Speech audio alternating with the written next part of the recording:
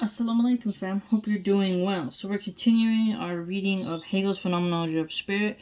He is a huge figure in world history, influenced Karl Marx, who led to the communist revolution, and communism impacted the world. And you're going to see a lot of unique language here that will help you to understand certain arguments and to follow trains of thought. Hegel leads you on a ride of thought that if you practice this, your critical thinking skills and ability to retain the direction of an argument and hone in on it in narrowness will help you. And we're dealing with sense certainty, okay? And it's very hard for people to get a proper detailed dive into this. A lot of people get overwhelmed.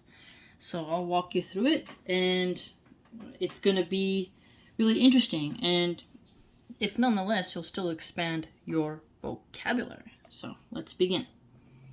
Number 92. But when we look carefully at this pure being, which constitutes the essence of this certainty, okay, so pure being constituting the essence of certainty, and which this certainty pronounces to be its truth, we see that much more is involved. Okay, so far, what do we have? Pure being, that will constitute the essence of certainty.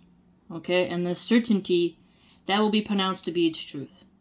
Okay, and once you see that pronounced truth, you will then see that there's more than meets the eye, right?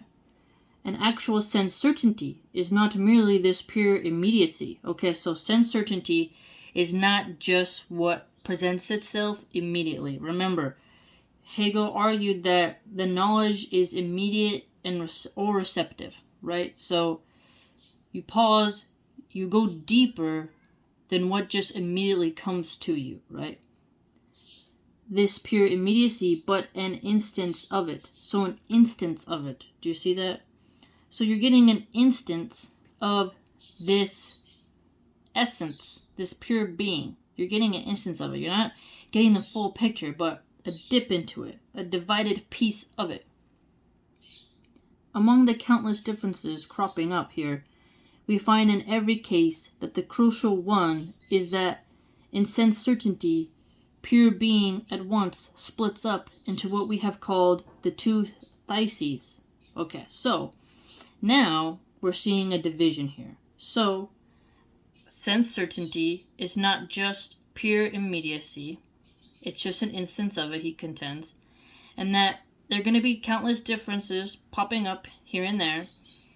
And that the crucial one is sense certainty. So, yes. Well, yeah, makes sense, right? That's kind of funny. Makes sense certainty. Okay. Pure being at once splits up into what we have called two theses. One this and as I. So one this as I, and the other this as object. So this as object, this as I. Okay, those are going to be the two splitting ups that come from pure being. Okay, here we go. When we reflect on this difference, we find that neither one nor the other is only immediately present in sense certainty. Okay, so when you start to look at the difference, so reflecting on the differences, right? So remember how he said there's more to this pure being, right, to the essence, than just the instance of it. So when you first approach something, you know, you're going to get your first impressions, and then you're going to go deeper and become certain of what's going on here, right? There's something more than just the immediate sense certainty. Neither one nor the other is only immediately present in sense certainty, but each is at the same time mediated. So this is a good point here. So both of those, the this as I and the this as object, present themselves immediately to you, but they are also mediated, and they're mediated through the object itself and through your consciousness, overall sense experience. I have this certainty, though something else, viz. The thing, and it is similarly, is in sense certainty, okay?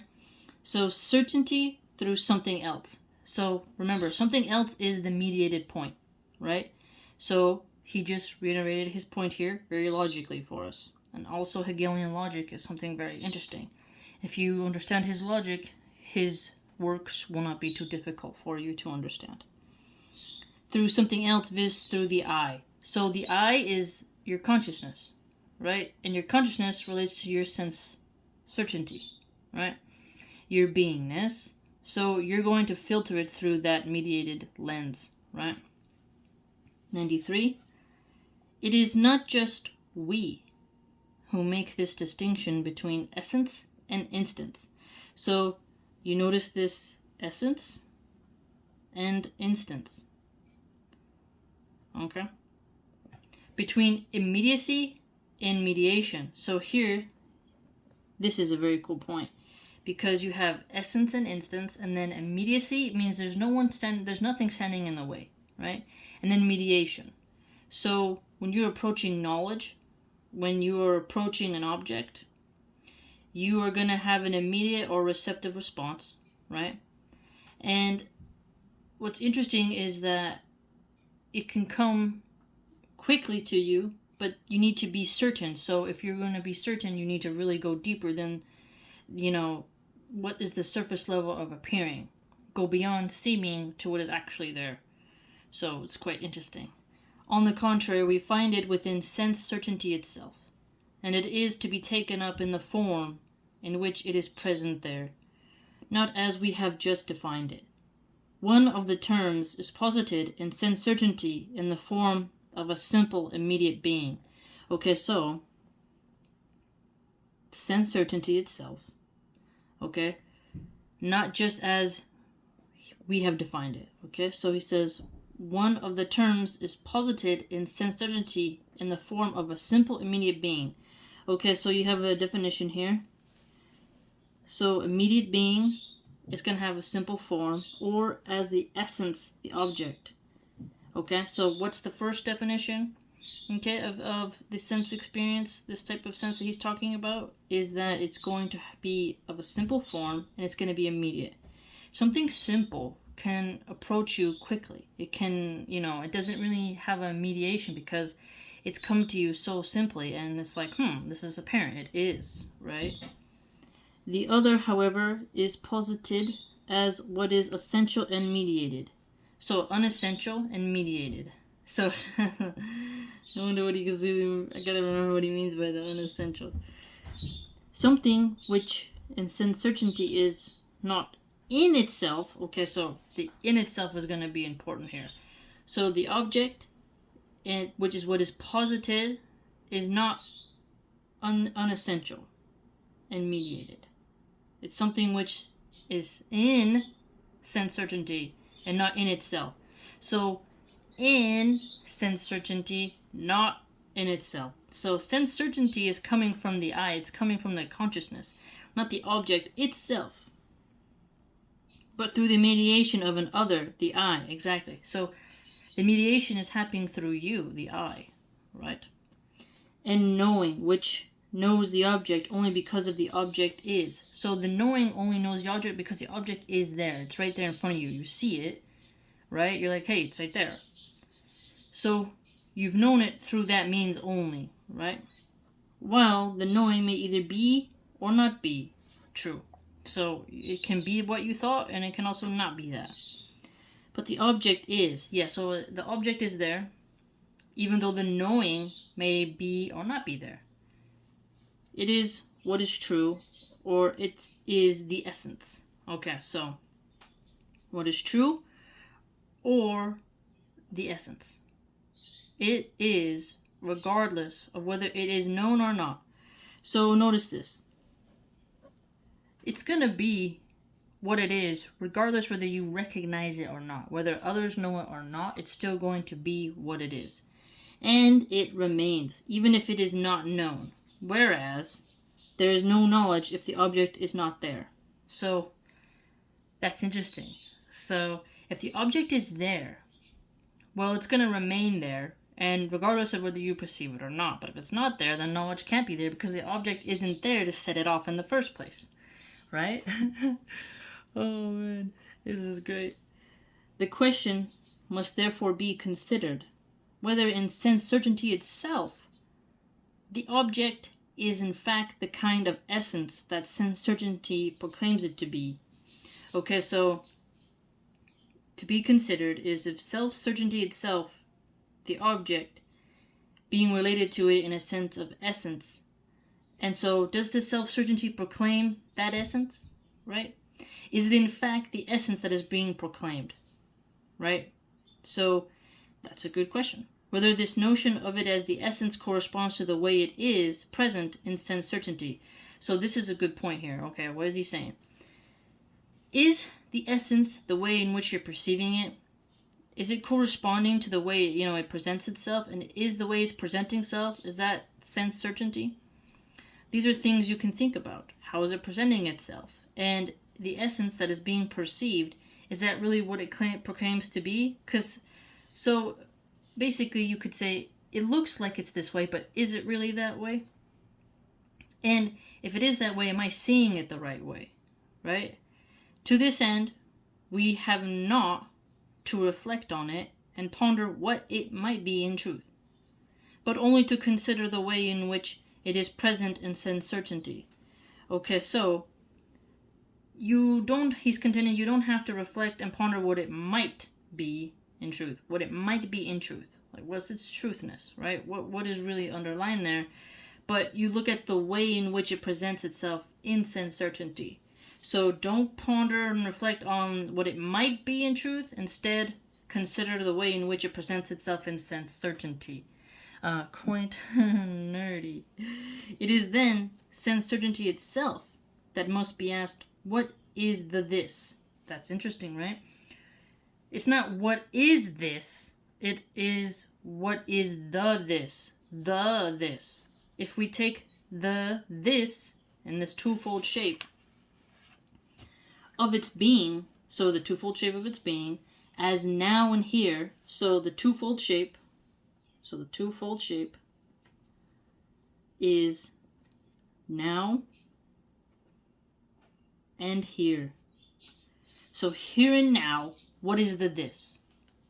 The dialectic it has in it will receive a form as intelligible as the this itself is. So the dialectic, he's already mentioned it here now. The Hegelian Dialectic is world famous, very important. You'll learn about it in college. And you'll hear about it, your political commentators mention it all the time.